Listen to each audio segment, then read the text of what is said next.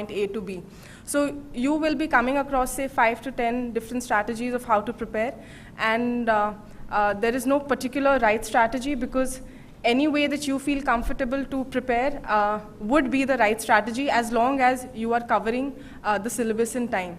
So to start off, these are the main points that I think are very important that we must keep in mind, is that we must have faith in ourselves.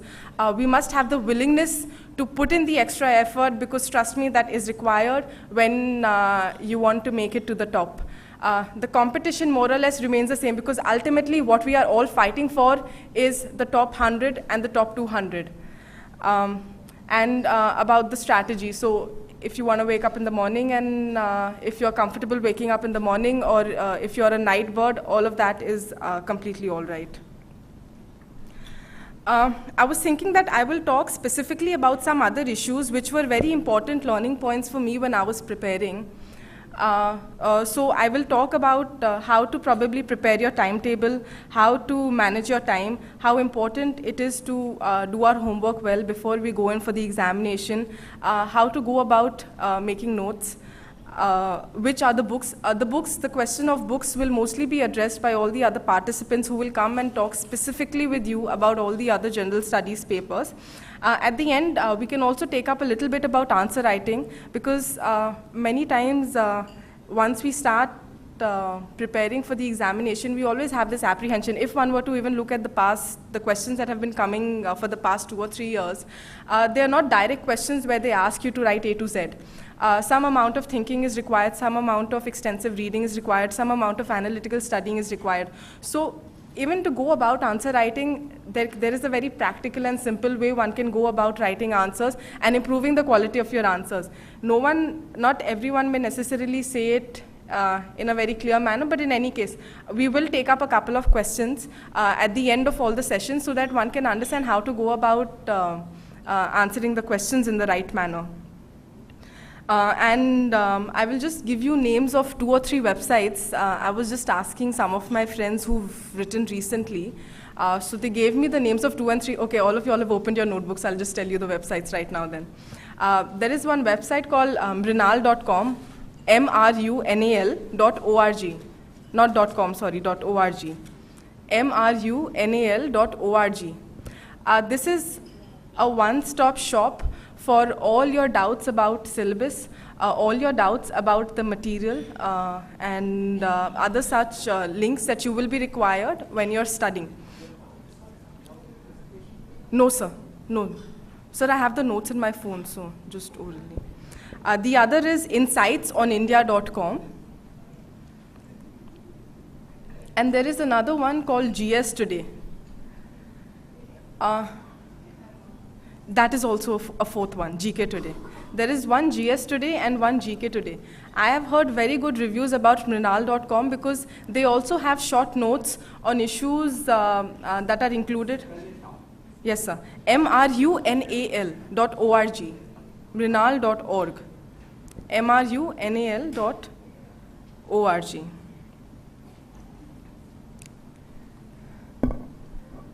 Now I'll just come directly to the point. On the very first day that you all make the decision that you all want to sit for the examination, go back home, switch on your computers, get a printout of the syllabus, because unless and until we understand what we are facing, we will not know how to prepare. The examination can be very intimidating, because we think about a lot of general studies and general knowledge. But there is a very practical way in which how all of this can be addressed, because the syllabus has been specified, and how to cover the syllabus, there are specific books, links, and other magazines that can be referred to that.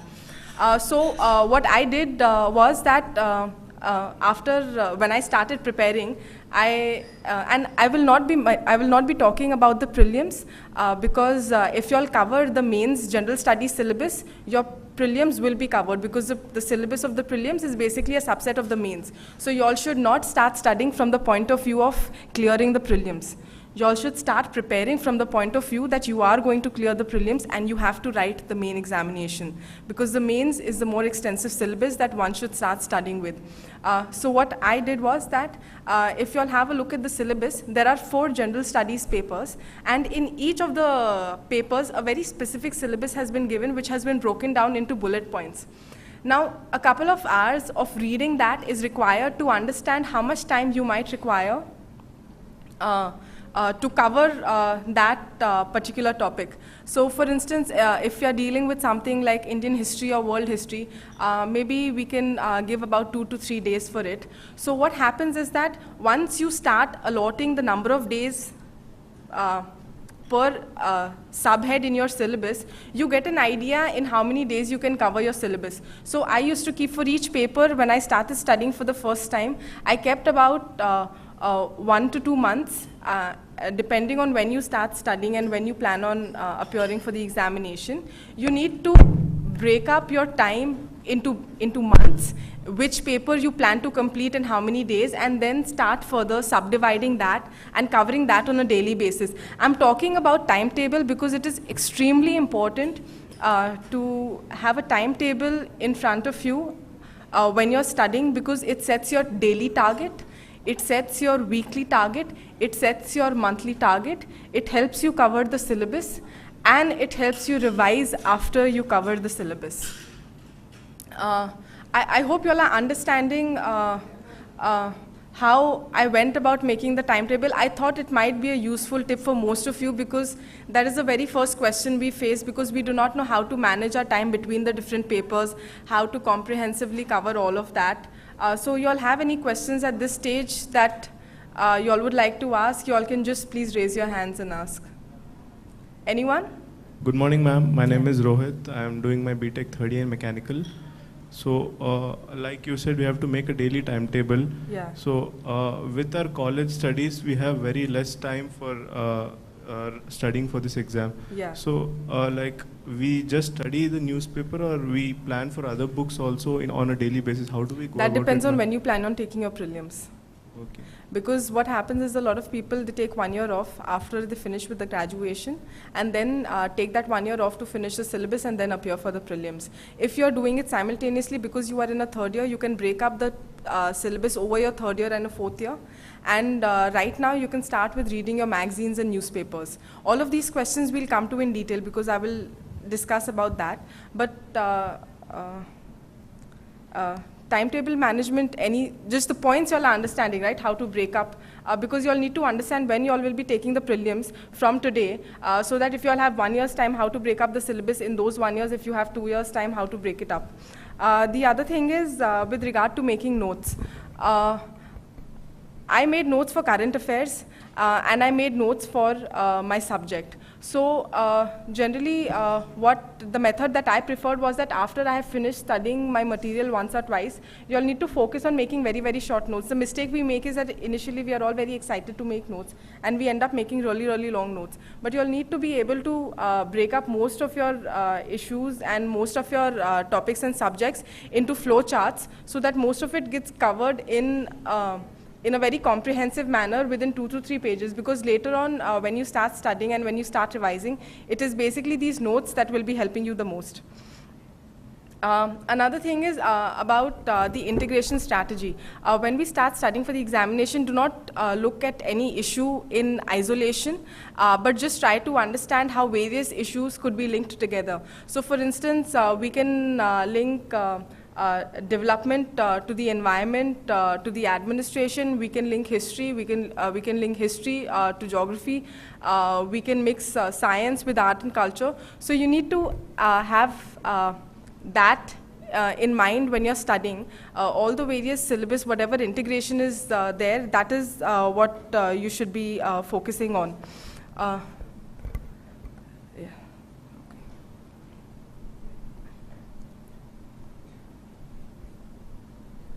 Okay, so I have told you the basic strategy that needs to be followed, and so that we can clear some basic doubts about preparation in the beginning before you go on specifically, I will be using the rest of my sessions to answer specific questions so that we are all on the right track.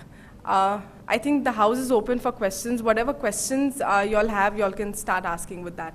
So you started off with how to plan the time. So it's really a question of when you're planning on taking the prelims. Because if you're taking the prelims, say 2 years down the line, then you need to start focusing on maybe current affairs and then taking up specific subjects a little later. And ideally what happens is that, and my friends here would validate the same, is that ideally after graduation people take 1 year off to prepare full time, because about 8 to 12 months of minimum preparation is required when you start off for the examination, because the syllabus is quite vast and you do not want to compromise your academics in college. If you're willing to compromise your academics in college and give full time, you can maybe plan accordingly. Yeah. Madam, Yeah. I'm Shailesh from Bangalore. Madam, I have one question to ask you. In the mains examination, there is a common saying that, the quality of the answer will be given more weightage than the quantity. But for Than the quality of the answers Yeah. will be given more weightage than the quantity of the answer. Yeah. But for every 10-mark question, there will be pages allotted minimum for 3 or 4 Yeah, pages of yeah. answer to be written in that. Yeah. Yeah. But I want to ask you, if the answer is finished in 3/4 or 1 pages, will the marks be allotted to that? See, I'll And tell moreover, you. one thing, and Yeah. moreover, UPSC allows nearly 3.5 to 4 marks. That's the maximum 40% is what they allot in the mains answer. So I want to ask you, I didn't understand the last point. the thing is, Yeah. when the UPSC refers to the quality of the answer, what Yeah. do they refer to that? See, ma'am? basically, when how I went about my answer writing strategy was that it is only points. That is going to get you the answers.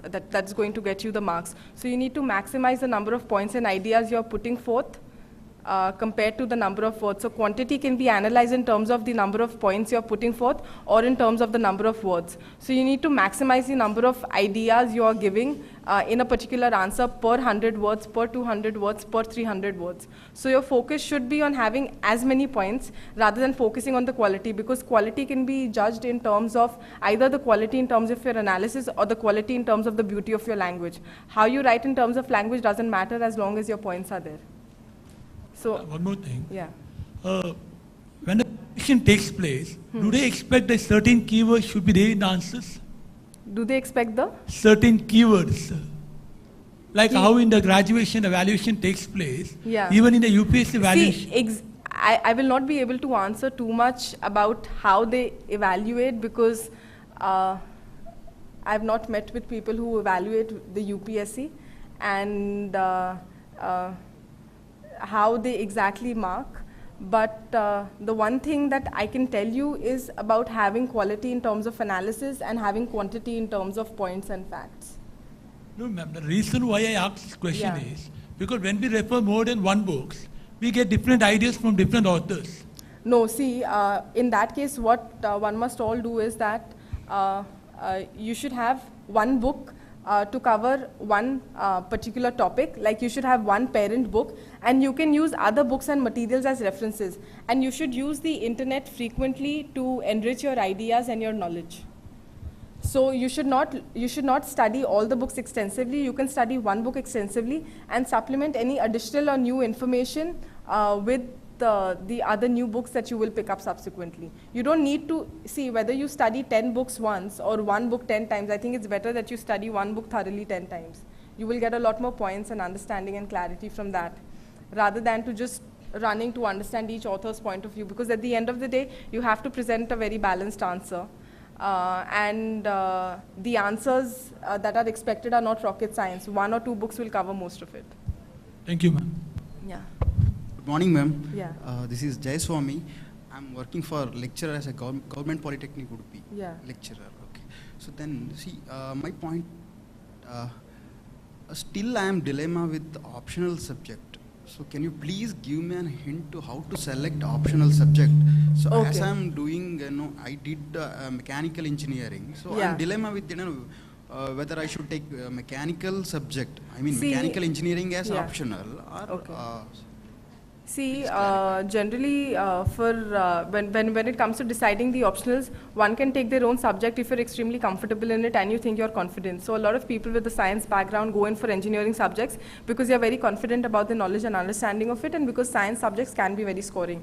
If they do not prefer to choose science, they prefer to go for the usual subjects like public administration or sociology or anthropology, or they go in for psychology. So I cannot ask you which subject to take specifically, but you need to see your comfort level in terms of what is the material available. Does the subject interest you? Do you think it will help complement your preparation for the general studies? And how much effort you're willing to put in, because some subjects require less effort. And a lot of the people also go in and take literature in the Indian regional languages. Those Indian regional languages are also very scoring subjects. Some of the arts used to be scoring subjects, but now everything in the UPSC is extremely dicey. So one cannot exactly say which is scoring or which is not scoring, but you need to see your comfort level, whether you want to take a science subject or whether you want to take a arts. In arts, then it basically depends on your interest, which one you would prefer. So I cannot specifically tell you to take public. My subjects were economics and public administration. I was extremely comfortable in economics. And public administration, everyone told me public administration is easy, the syllabus is not much. And it was the most common subject taken. So that was my choice for the second paper. Thank you. Hello ma'am, this is Kirti Naik from MGM College, final year degree. My question is, how are the exams conducted? Like there are many steps, papers and all. So it will be better if you highlight it. Okay. How many of you all understand how the UPSC process goes? How many of you all know the sequence of the examination? Okay, not too many know that. Okay, fine. So basically the UPSC examinations is a year-long process. The very first step is the preliminary examination, for which about 2 to 3 to 4 lakh people on an average every year would sit for the preliminary examination. The preliminary examination is basically now called the CSAT. It consists of 2 papers. The first paper talks about general studies. The second paper is a paper on aptitude that includes data analysis, mathematics, and comprehensive skills. And both of these are multiple choice questions with negative marks. On the basis of the score that one obtains in the preliminary examination, people are selected for the next level of the main examination. Depending on how many vacancies have been declared in one particular year, supposing this year 1,000 vacancies are declared, the UPSC will take about 15,000 to 20,000 people for the main examination. So that is how they cut the numbers. And one should not get intimidated by the number of people sitting for the examination, because it really doesn't matter. Most of the people will not be very serious or will not be very well prepared. So you're competing with the people who will finally be making it to the main. That's your real competition. And after the mains, the main competition is the people who will be making it to the interview and who have the potential to make it to the top 100, 200 or in the list to obtain a service. So one must not really worry about the competition, because what is important is the effort we put in. Everyone studies from the same standard material. Everyone puts in more or less the same number of hours of studies. The quality of our study, our commitment is really important. So one must not really be bothered about the competition in terms of that it is very intimidating, one cannot do it, because everyone sitting here can. As long as you put in, there is something called the 10,000 hour rule. There is this author, Malcolm Gladwell, he talked about the 10,000 hour rule, where he said that if you take up one particular activity and you practice consecutively and you put in, say, about 10,000 hours, you practically become an expert in that particular field. So whether it is with regard to playing a sport, with regard to learning a new activity, or with regard to picking up a musical instrument. After him, another person came and talked about the 20-hour rule, where he said that if you give 20 very serious hours to the study of a particular subject, you will become reasonably good in it. Not an expert, but you will become reasonably socially good in that particular field. So that also applies to musical instruments. And I have started applying this rule to something like academics and studying. Because when you are sitting for the UPSC, we need to put in some minimum number of hours. So let's not get intimidated by how many years the process requires, how much time the process requires.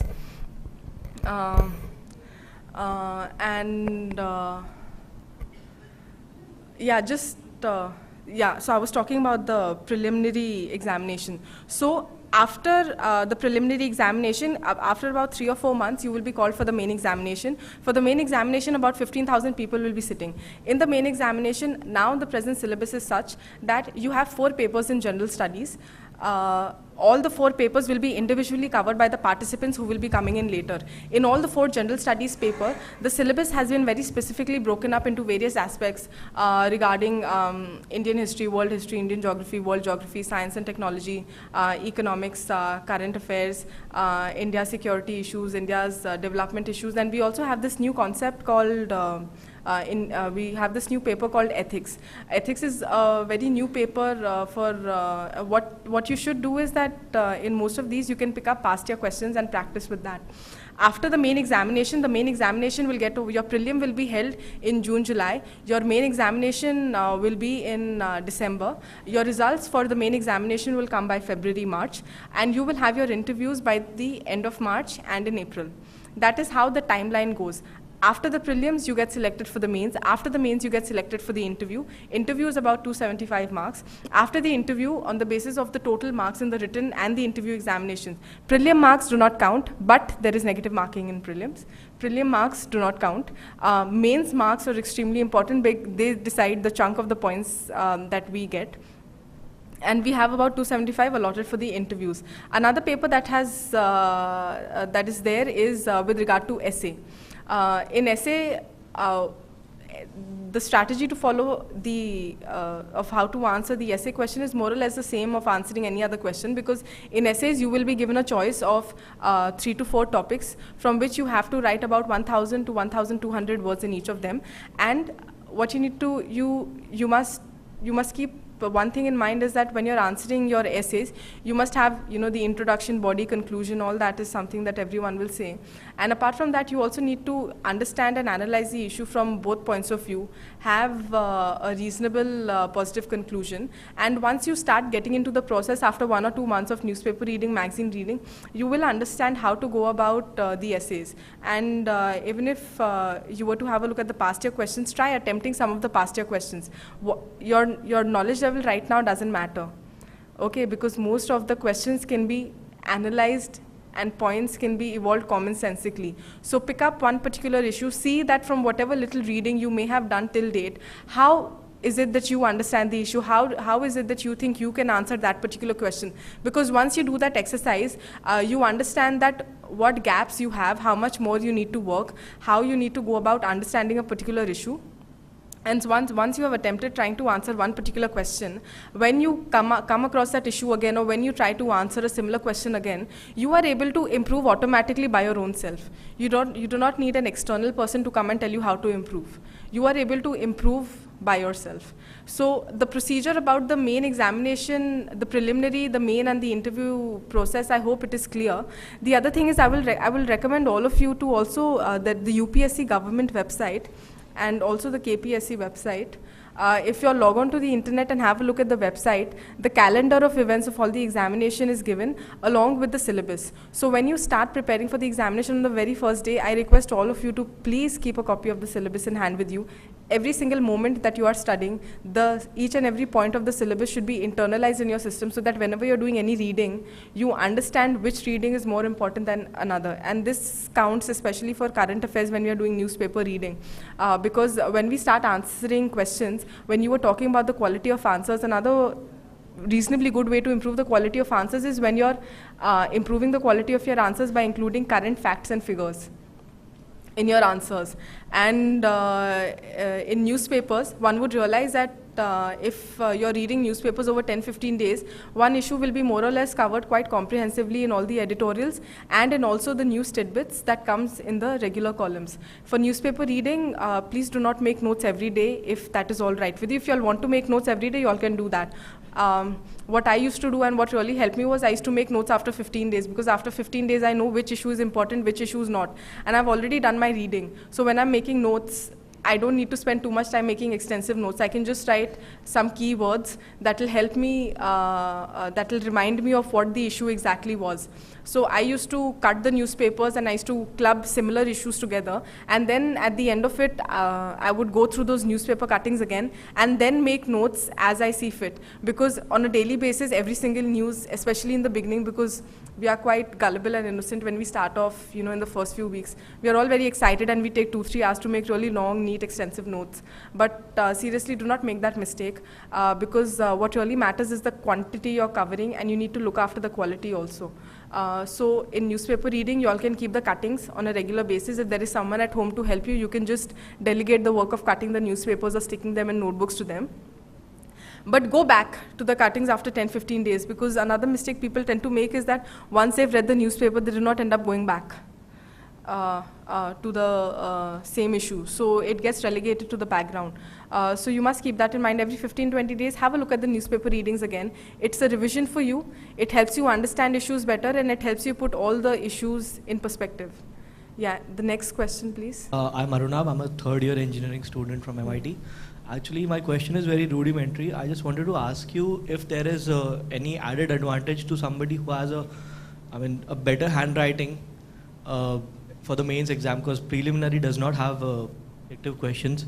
So, see, what happens is that in the 3 hours, the questions, the question paper pattern is such that we have to write just too many words for 3 hours. Earlier, we had to write about 3,000 words per paper in over 3 hours. Now we have to write 5,000 words. There is not enough time to complete writing your paper. So if you can practice making your writing a little legible, it may help, because the examiner may understand the points you have written. But I don't know how basically it should be legible. It is not the beauty of your handwriting, it's more the legibility of your handwriting. And you can also you can also underline, when you're answering your questions, you can underline the important points as you go. And with the current trend, it is not possible to finish the paper. I wasn't able to finish quite a few of my papers in spite of the word limit being much less. Now it is all the more difficult. And right now, let me tell you all, the cutoff for the interview, you all know what the cutoff for the interview last year was? How much? Out of about 2,000 marks, the cutoff for the interview is about between 500-600. That is the level of questions that is being asked. That is what I'm telling you, that you all do not need to be intimidated by the question paper or by the competition, because the UPSC has gone really dynamic in the sort of questions that they have started asking, and consequently even the marks per paper has gone down. For instance, out of 2,000, I had about 1,000 marks and my rank was about 72.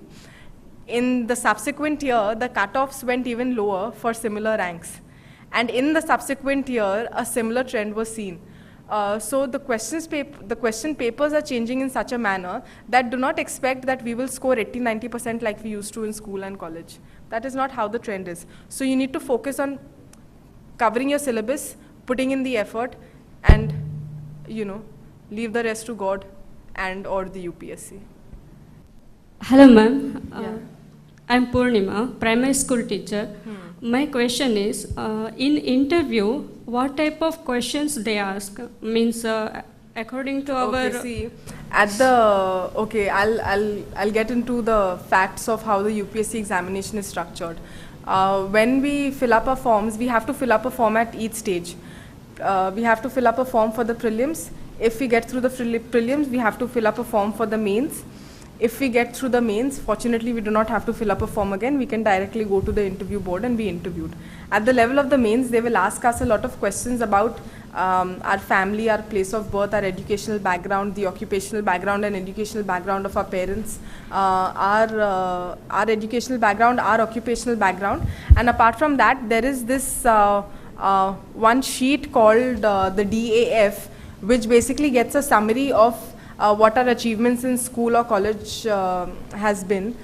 which activities we have been involved in, whether we have been involved in sports, whether we have been involved in arts or culture, and they have another section called interests. So when the UPSC, when you go into the interview board, again, they will not ask something out of the blue. They will either ask you something specifically about the interests or your achievements that you've mentioned in that particular form, or about your educational background, or about the place where you live, or about the current affairs. So they will not ask unexpected questions out of the blue. To prepare for the interview also, you can prepare in a very structured manner, and there is a guarantee that 70 to 80% of the questions will be questions for which you would have already prepared earlier. So the UPSC procedure is basically, there is a method to the madness, and we are here to tell you the method and to tell you not to be afraid of the madness. Good morning, madam. I am Shashikant from Mangalore. Yeah. Madam, in the mains examination, general studies paper 1 and paper 2, Yeah. a lot of things to study. Yeah. So here, how to create the short notes for all the topics according to our syllabus? It's only important topics, or all the according to syllabus you have to create the short notes for the revision purpose? See, basically, the papers will be covered in the subsequent sessions of how to cover it, but just a short point on making notes. I did not make notes for everything. I only made notes for issues that I thought were important, or for which I needed to gather information from multiple places. So I did that, and I made notes in a short way. So you don't need to write full sentences. You do not need to cover everything. You only need to cover what you think are the most basic of basic and the most important of important points.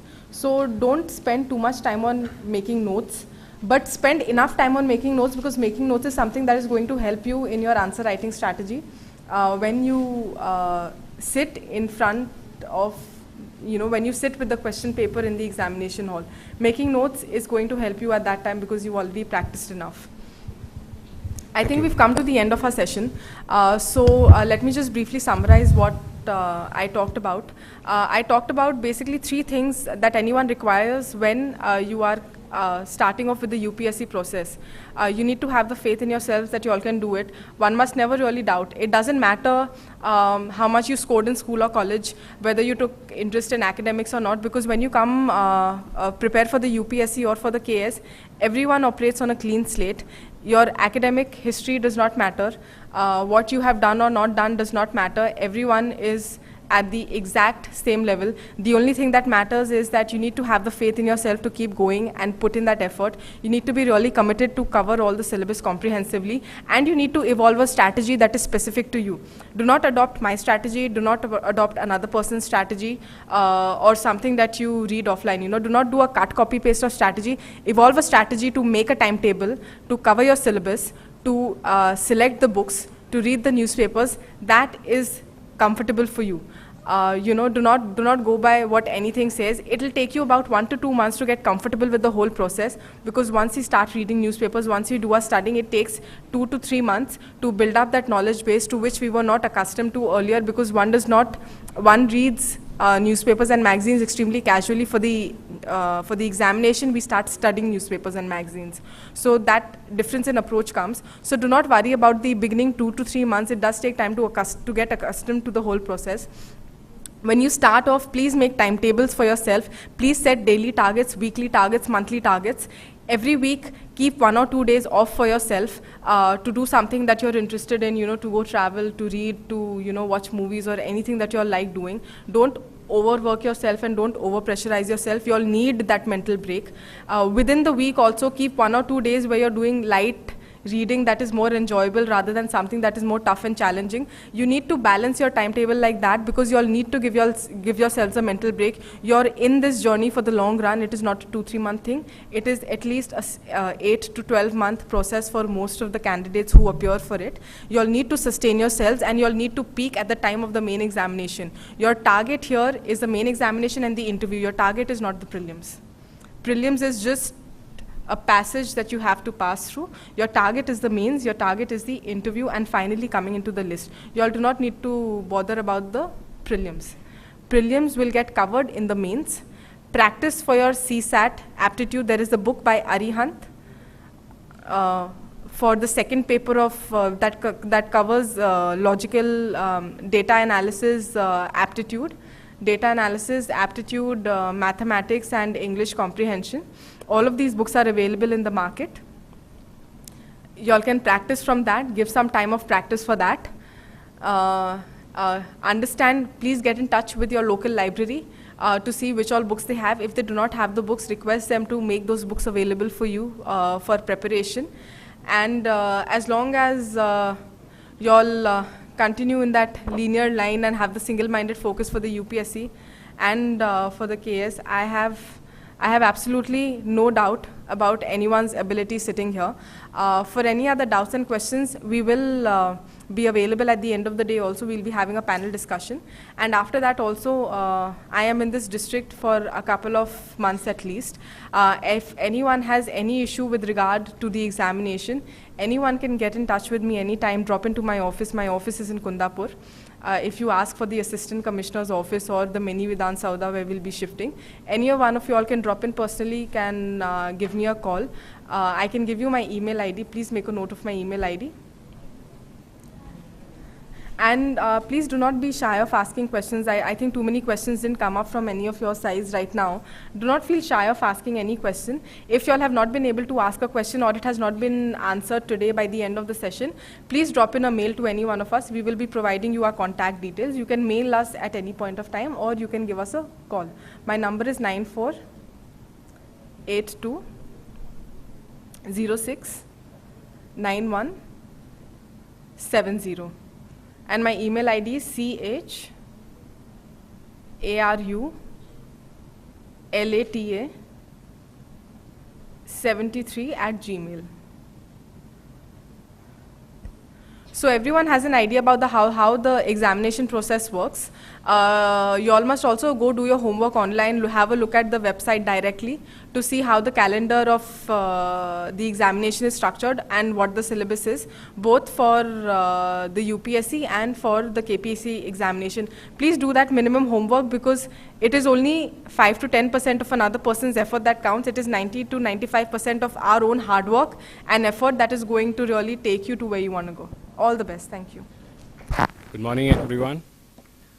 First of all, I'd like to thank DC sir, CEO ma'am, SP sir, and AC madam for organizing this workshop and giving us an opportunity to come here and tell you about the examination and to clear your doubts, and most importantly tell you that it's not rocket science, it's just what everyone does, and it's a career that you need to choose, and you'll definitely succeed if you choose wisely. First of all, I'd like to brief you to the prelims syllabus. Prelims has two papers, GS paper 1 and it's called paper 2. Paper 2 is called Civil Services Aptitude Test. It's also known as CSAT as aptitude paper. GS paper 1 will include topics from polity, Indian polity and constitution, history, ancient history, medieval and modern. So I'd like to start with introducing you to the prelims examination. Prelims examination has two papers, GS paper 1 and paper 2. Paper 2 is also known as aptitude test. GS paper 1 will include questions from Indian constitutions and polity, Indian history, which includes ancient, medieval and modern history.